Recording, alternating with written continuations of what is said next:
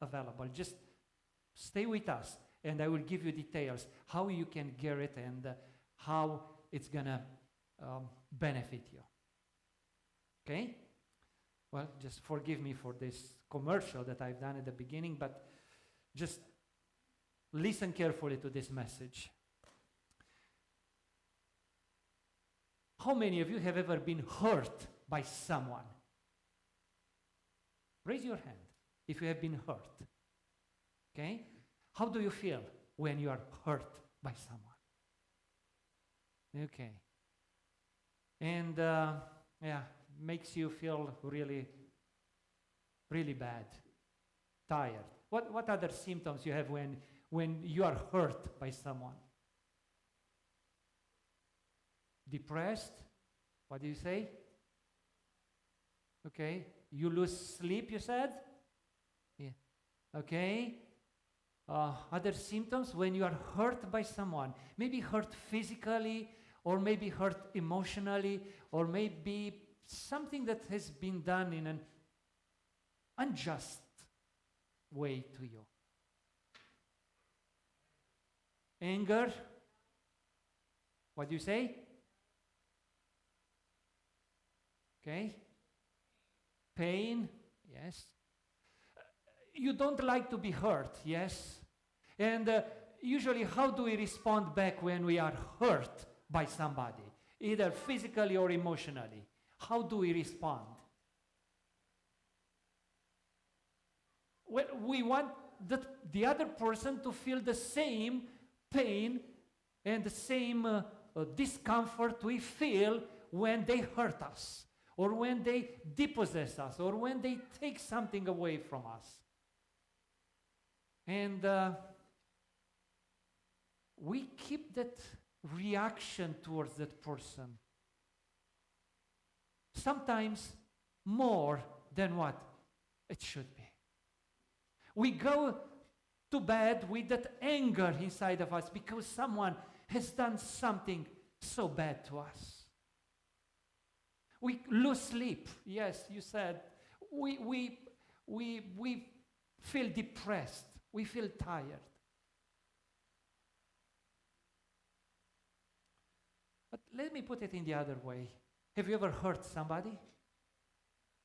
I'm not going to ask you to raise your hand because I know that we all did. Yeah?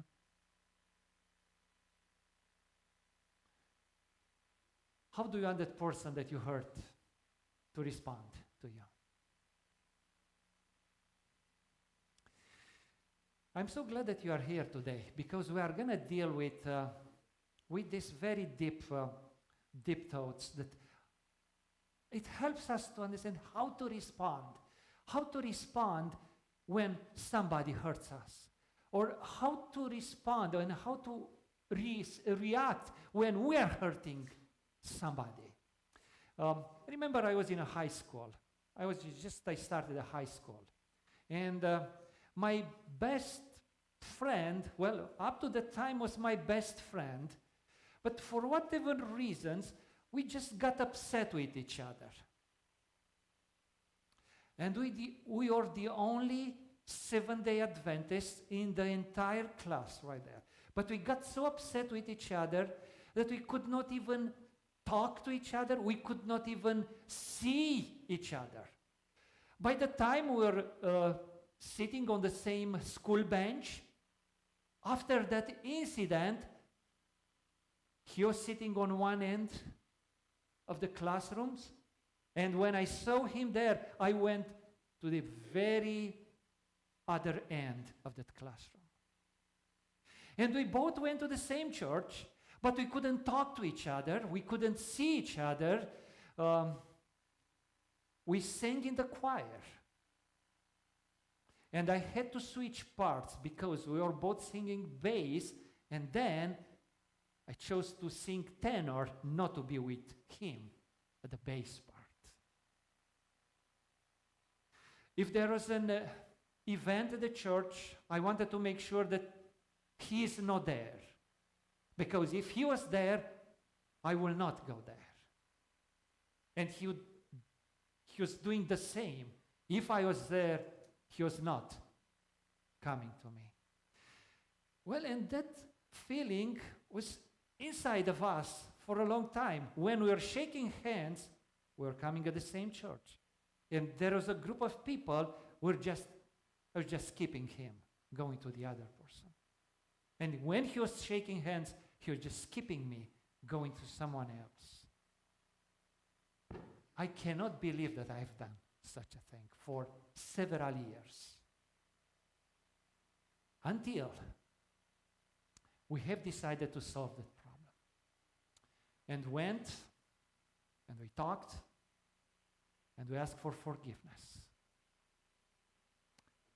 And I felt such a relief in my heart that I never felt it before. And again, we could enjoy being together at the same place, singing together in the same choir, praying together, working together. I'm sure you may have such an experience in your life when you have someone that you cannot even talk to that person. You cannot even see that person. And you let that resentment that is inside of you to stay there.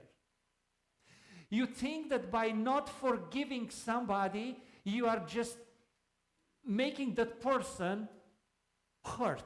But do you know that by withholding forgiveness, you know who is going to be hurt? We are going to be hurt. And we are going to produce such a huge damage inside of us that we never want to experience that. Just by withholding forgiveness.